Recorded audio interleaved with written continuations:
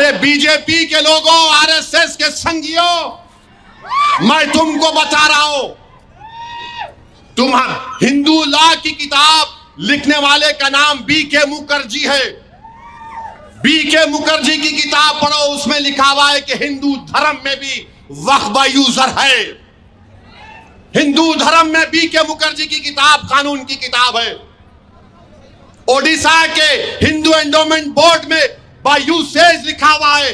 آندھرا کے، تمل ناڈو کے، تلنگانہ کے ہندو انڈومنٹ بورڈ میں لکھا ہوا ہے. اور سنگی لوگ بولتے نہیں نہیں خالی اسلام میں ہے، مسلمانوں میں ہے. ارے تیرے کان میں پھول ہوگا، ہمارے کان میں پھول نہیں ہے. تیرے دماغ پر پردہ پڑا ہوگا، ہمارے دماغ پر نہیں ہے. لمیٹیشن پیریڈ ہے. کوئی بھی وقف کی پراپرٹی پر لمیٹیشن قانون اپلائی نہیں ہوتا. مودی بول رہے اپلائی ہوگا. ہندو انڈومنٹ بورڈ سیکشن 123 تلنگانہ کا پڑھو. Limitation act will not apply on Telangana Hindu charitable endowment board. مگر مودی بول رہے ہیں لمیٹیشن ایکٹ اپلائی ہوگا. کیوں اپلائی ہوگا؟ کیونکہ جو 12 سال سے کسی وقف کی جائیداد پر قابض ہے تو مودی اس کو مالک بنانا چاہتے ہیں. اور نریندر مودی ممبئی میں، جو ممبئی کی سب سے اونچی بلڈنگ ہے، سب سے اونچی بلڈنگ ہے، سب سے اونچی بلڈنگ ہے، وہ ایک یتیم خانے پر بنایا گیا تھا. وقف کے یتیم خانے پر بنایا گیا تھا. 21 کروڑ روپے دے کر اس نے خرید لیا. اور آج لوگ بولتے کہ اس کی بلڈنگ کی قیمت قریب 2000 کروڑ کی، 1500 کروڑ کی ہے. تو مودی اس کے بیٹے کی شادی میں گئے تھے تو مودی بولے میں شادی میں گیا تو دولہے کے باپ کو تحفہ دینا ہے، یہ قانون لے کر آؤں گا. جائیدادیں چھیننے کے لیے نریندر مودی اس طرح کا غلط قانون لا رہے ہیں. نریندر مودی، آپ کو اسلام سے اتنی نفرت کیوں ہے؟ آپ کو مسجدوں سے، خانقاہوں سے نفرت کیوں ہے؟ تبھی تو آپ اس طرح کا غلط بل پارلیمنٹ میں لائے ہیں. ارے وقف بورڈ کو طاقت دو، تو جو قابض لوگ ہیں ان کو نکالنے کا پاور دو، سمری ایوکشن پاورز. جو ہندو انڈومنٹ بورڈ میں، ہندو انڈومنٹ بورڈ کے کمشنر کے پاس پاور ہے کہ کسی بھی پراپرٹی کو قابض کو نکال کر پھینک سکتے ہیں. کرایہ بڑھانے کا پاور دو، مگر مودی نہیں دینا چاہتے ہیں. میرے بھائی ہوشیار اور چوکنا رہیے.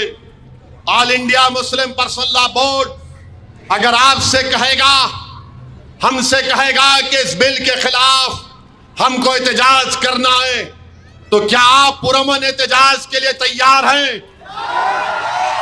آپ احتجاج کے لیے تیار ہیں؟ ہاتھ اٹھا کر بتائیے کہ آپ احتجاج کے لیے تیار ہیں. اور نعرہ لگائیے میرے ساتھ تاکہ مودی کو معلوم ہو جائے کہ تمہارے اس بل کو ہم ریجیکٹ کرتے. نعرہ تکبیر، نعرہ تکبیر. میرے عزیز دوستوں اور بزرگوں، ایک اور اہم بات جو میں آپ سے کرنا چاہ رہا تھا، ابھی ختم نہیں ہوا. کہاں جا رہے ہیں؟ بیٹھو ابھی. نہیں، گھر سے فون آیا کہتے جلدی آتے نہیں آتے تو جا رہے. نہیں آیا نا چیچا فون؟ نہیں آیا بھی تو جا کے تھوڑا سن لو، دل کا معاملہ ہے. میں ایک اور اہم بات آپ کے سامنے کرنا چاہ رہا تھا. جو کچھ فلسطین میں ہو رہا ہے، 1 سال کل ہو جائے گا، 1 سال کل ہو جائے گا. 40,000 سے زائد فلسطینیوں کا قتل بنیامین نتنیاہو کی حکومت نے کیا، جس میں سے 10,000 بچے ہیں معصوم، جس میں سے 12,000 کے قریب خواتین ہیں. اور ان 40,000 کو چھوڑ کر 10,000 لوگ بلڈنگوں کے نیچے ابھی ہیں، بلڈنگز کے نیچے ہیں لوگ. میرے بھائی، یہ کیوں ان کو مارا جا رہا ہے؟ اس لیے فلسطینیوں کو مارا جا رہا ہے، اس لیے کہ وہ مسجد اقصی القدس شریف کی بیت المقدس مسجد اقصی کے تحفظ کے لیے کھڑے ہوئے ہیں. وہ کہہ رہے ہیں کہ القدس ہمارا ہے, ہم اس کو آزاد کرا کر رکھیں گے. اسی لیے بنیامین نیتنیاہو کی ظالم حکومت نے ان غریبوں کو, مظلوموں کو, ان بہادروں کو 40,000 سے زیادہ کو جو مسجد اقصی کی بازیابی کے لیے, بیت المقدس کی بازیابی کے لیے 75 سال سے لڑ رہے ہیں, ایک سال میں 40,000 سے زیادہ فلسطینی مسلمانوں کا قتل عام اس شیطان بنیامین نیتنیاہو نے کیا.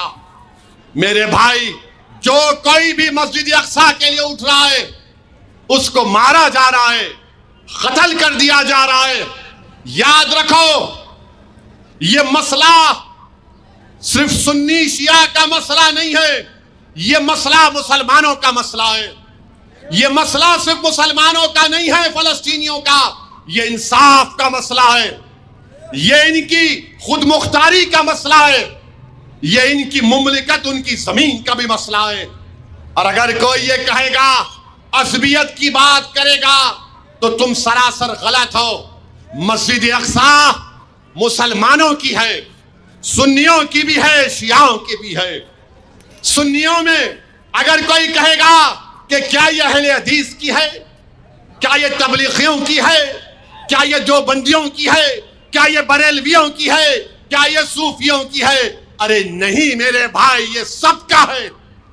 اگر کوئی کہے گا کہ نہیں شیعوں میں خالی اثنا عشری کا ہے, نہیں, یہ اثنا عشریوں کا بھی مسئلہ ہے, یہ داؤدی سلیمانی بہروں کا بھی مسئلہ ہے, یہ اخباری شیعوں کا بھی مسئلہ ہے.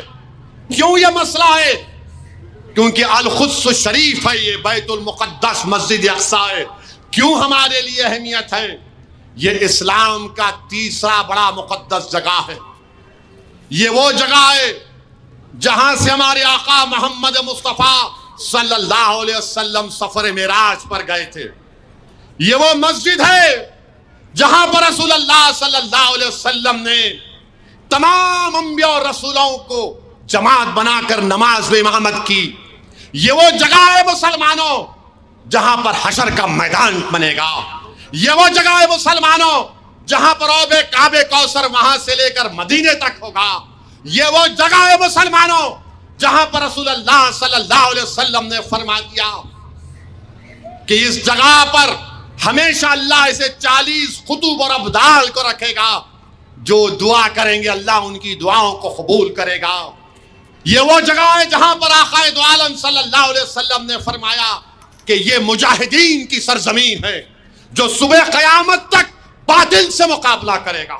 یہ وہ جگہ ہے جہاں پر اللہ کی رحمتیں نازل ہوتی ہیں. یہ وہ جگہ ہے مسلمانوں جہاں کی ماں نے اپنی اولاد کی لاشوں کو دیکھ کر بھی کہا کہ یا محمد صلی اللہ علیہ وسلم, میں نے آپ نے دین کے لیے اپنی اولاد کو قربان کر دیا. یہ وہ جگہ ہے جہاں پر باپ اپنے بچوں کی لاش اٹھا کر کہتا ہے کہ یا رسول اللہ, میرے ماں باپ, میری اولاد آپ پر قربان, میں اپنی اولاد کو اس دین کی سربلندی کے لیے پیش کر رہا ہوں. یہ وہ جگہ ہے مسلمانوں جہاں پر 75 سال سے مسلمانوں نے اپنا خون بہایا ہے, مگر اپنے پیشانیوں پر خوف یا اوف یا کسی بھی قسم کی پریشانی کو آنے نہیں دیا. ہم سلام کرتے ہیں اس سرزمین کے فلسطینیوں کو, ہم سلام کرتے ہیں وہاں کے مجاہدین کو, ہم سلام کرتے ہیں وہاں کی ماں کو, ہم سلام کرتے ہیں وہاں کے نوجوانوں کو, ہم سلام کرتے ہیں وہاں کے ان معصوم بچوں کو جو آج رو رہے ہیں, اپنے ماں باپ کو تلاش کر رہے ہیں. ہم سلام کرتے ہیں ان معصوم بچوں کو جو بھوک اور فاقے کی زندگی گزار رہے ہیں. ہم سلام کرتے ہیں ان تمام لوگوں کو جس کو طور سینین کی جگہ کہا گیا. انشاءاللہ تعالی وہ لوگ کامیاب ہوں گے. وہی جگہ ہے جہاں پر اللہ سبحانہ و تعالی ان کو کامیاب اور کامران کرے گا.